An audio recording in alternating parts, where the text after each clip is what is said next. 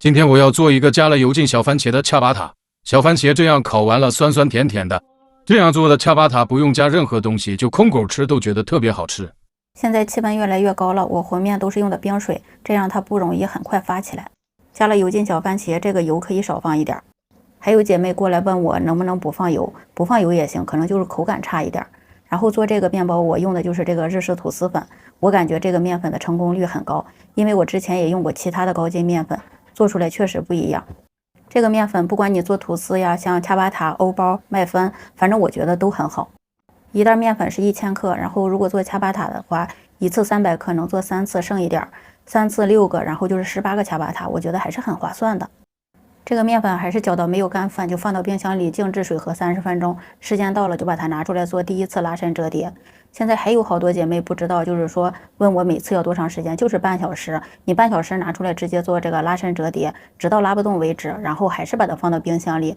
一共就是做3次水和3次拉伸，做完最后一次就不用再往冰箱里放了，放到暖和的地方，醒发到2倍大。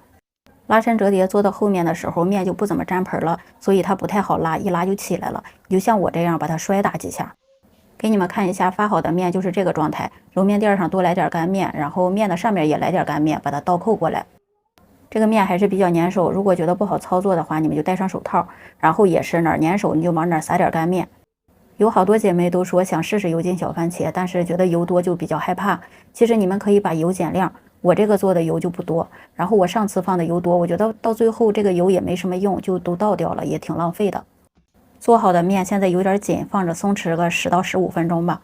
加了油浸小番茄又折叠了几次，这个面就变厚了，所以每次我做的看着比较大，这次就是有点厚。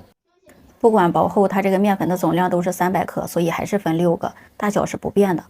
恰巴塔加了馅料，我觉得跟做扭扭棒是一样的，就是它都会往外掉，你不用怕，直接把它给再捏一捏就行了。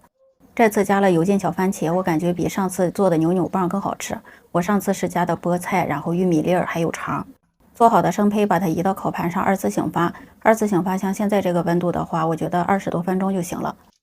提前把烤箱预热，还是上下管210度烤20分钟。如果觉得上色不好的话，就把上管调到220度。恰巴塔真的是吃一次就会上瘾的面包，好多姐妹说是发面饼，真的建议你们尝试一下。